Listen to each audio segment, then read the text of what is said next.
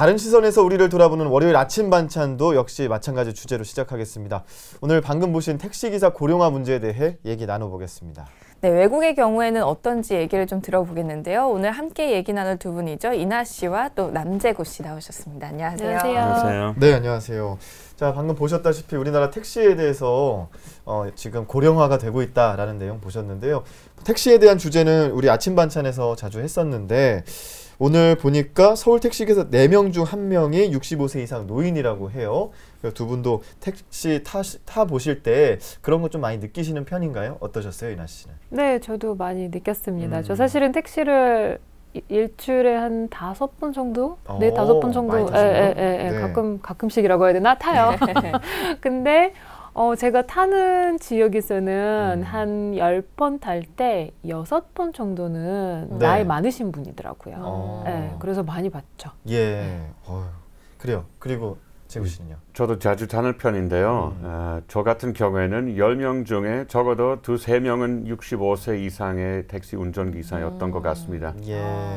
그러면 이 호주나 뭐 러시아에서는 어떤 분들이 이제 택시 기사를 하는지도 궁금한데 한국만큼 이제 좀 나이가 든 택시 기사들을 많이 볼 수 있는지도 궁금하거든요. 어떤가요?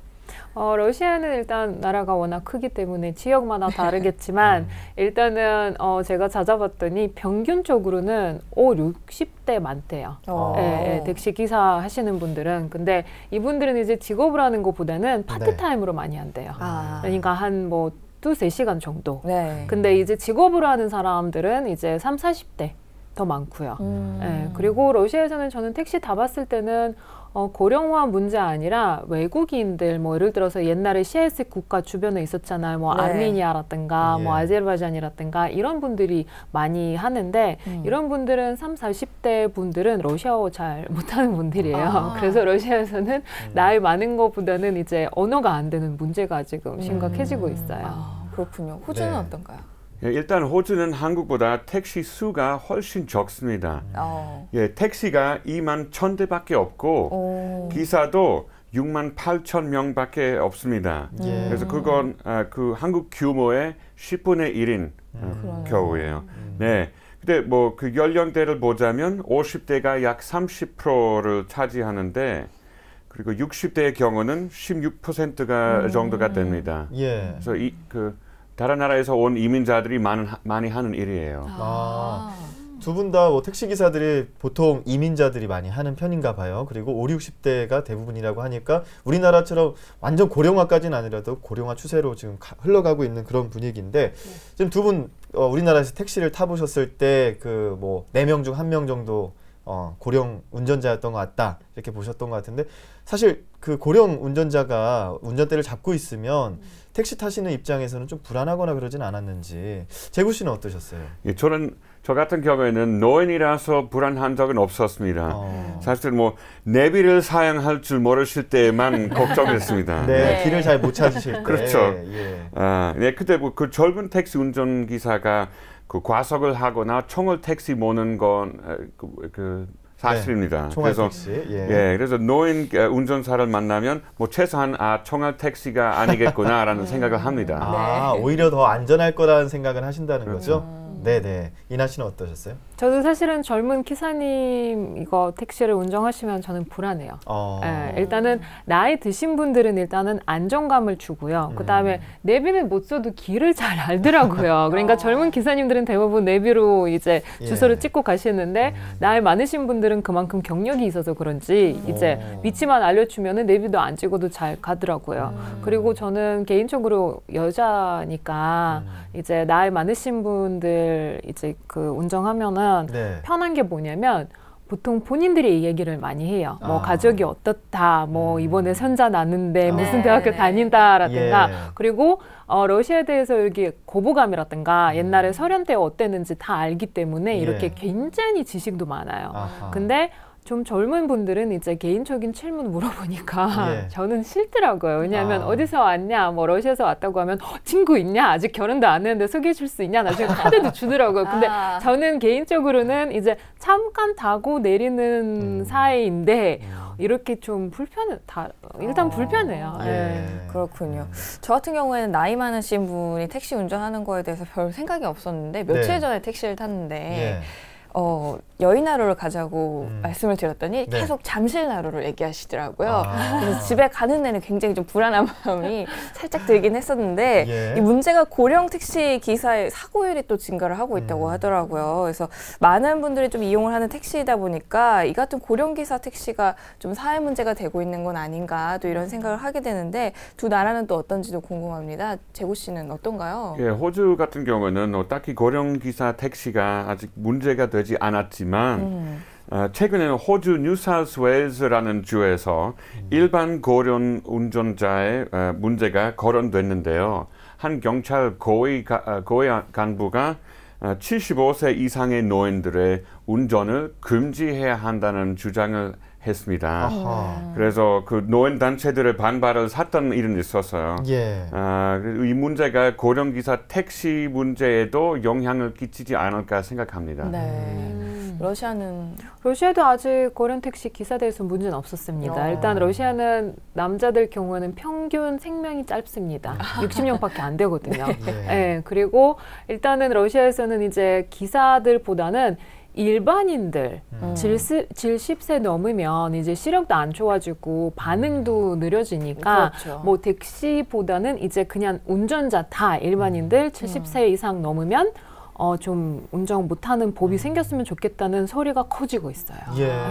그러니까 꼭 택시기사뿐만 아니라 일반적인 운전자들도 인구 고령화에 의해서 좀 운전대를 이제는 좀 놓아야 되는 거 아닌가 하는 그런 목소리들이 나온다는 건데 일단 택시 기사들에 대해서 얘기가 나오는 이유는 고객들이 탔을 때 좀 불안하게 느껴질 수 있기 때문에 그렇다라는 건데 이런 주장에 대해서 러시아하고 호주 같은 경우에는 택시 기사의 그 연령 제한 같은 게 있는지 그런 것도 궁금해요. 어때요? 러시아는 연령 제한은 없는데 다른 제한이 많아요. 일단은 택시 기사 되기 위해서는 서비스업이니까 일단은 건강이 완전 좋아야 돼요. 시력도 정신 그 다음에 이제 몸도 상태 다 보고요. 그 다음에 경력도 있어야 되고 제가 그냥 궁금해서 봤더니 최소 5년 정도 경력이 있어야 되더라고요. 보통 다른 나라에서는 뭐 한 3년 정도 있어야 되는데 러시아에서는 일단은 좀 괜찮은 택시 회사에 들어가려면 5년 이상 있어야 되고요. 그래서 러시아에서는 이런 거 되게 꼼꼼하게 봐요. 시력 조금이라도 나빠지면 이렇게 뭐라고 하죠? 기준이 있어요. 기준 조금이라도 그 기준에서 벗어나가면은 안 뽑아요. 그만큼 운전이 직업이 되는 분들이니까 더 엄격하게 뽑는다라는 내용이고 호주는 어때요? 호주에도 나이 제한 같은 거 아직 없습니다. 근데 70세 이상의 노인 인구의 11%를 차지하는 데 반해 교통 사망자의 그 2배인 22%를 차지합니다. 심한 문제죠. 그래서 이러한 고령 운전자 문제가 아직 고령 택시 운전 문제로 번지지 않았다고 봅니다. 일본에서는 일정 나이 이상의 경우에는 이제 택시 운전을 하지 못하고 자격을 이제 상실하게 되는데요. 그러면 이러한 제한 같은 것들이 좀 필요하다고 보시는지 의견이 궁금하거든요. 재구 씨는 어떻게 생각하세요? 저는 필요 없다고 생각합니다. 지금 고령화 시대잖아요. 그래서 누구든지 더 오래 일하고 싶거나 더 오래 일을 해야 되잖아요.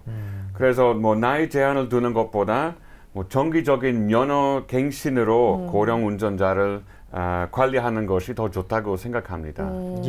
이나 씨는 어떻게 생각하세요? 저도 필요 없다고 생각합니다. 일단은 나이는 나이인데 건강 상태가 더 중요하거든요. 그래서 나이로 이제는 몇 살 이상 넘으면 운전하면 안 된다라는 법이 생기면 약간 자별로밖에 받아들일 수 없거든요. 예를 들어서 젊은 친구들이 지금 시력도 안 좋을 수도 있고 몸도 되게 약한 친구들 많은데 반면에 고령화 시대에 보시면은 운동도 열심히 하시고 몸 상태가 굉장히 좋으신 분들 많아요. 그래서 제 생각에는 이제 좀 제한이 있었으면은 건강검진 제한으로 갔으면 좋겠어요. 나이는 아닌 것 같아요. 나이보다는 뭐 개인 차이가 있을 수 있으니까 건강을 조금 더 잘 꼼꼼히 봐야 된다. 뭐 그런 내용인 것 같은데 그 두 나라에서는 그러면 지금 뭐 나이 제한 같은 거는 없다 하지만 운전 갱신이라든지 계속해서 지금 자격 검증을 할 수 있게끔 만들어놓은 제도는 있는지 호주는 어때요?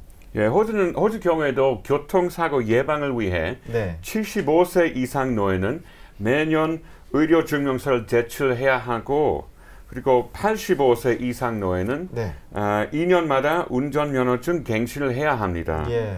그 또한 운전 시 장애가 될 만한 뭐 신체, 정신적 문제를 반드시 보고해야 하는 의무가 있습니다. 아, 그렇군요. 네. 러시아도 나이 상관없이 예. 일단은 지역마다 조금 약간 다르긴 한데 그래도 보통 2년마다 갱신을 해야 되고요. 네. 그때는 건강검진 필수거든요. 네. 예를 들어서 우리 아버님 경우에는 한 3년 전에 그 박리가 생겨가지고 근데 그때는 하필 운전면허를 갱신했어야 됐어요. 그래서 안과 갔더니 안과에서는 지금 이거 빨리 수술을 하셔야 되니까 면허를 취소됐거든요. 네, 그리고 여기 와가지고 수술을 하고 한국에서 수술하고 러시아 다시 가서 다시 검진 받아서 다시 면허를 이렇게 살리는 거거든요. 그래서 네. 이런 거 보면은 러시아에서는 엄격해요. 그러니까 택시, 뭐 버스, 교통 상관없이 교통 그 어떤 거 기사님 뭐 하시는지 상관없이 일반인들부터 시작해가지고 일단은 건강 상태가 더 중요하게 생각을 하더라고요.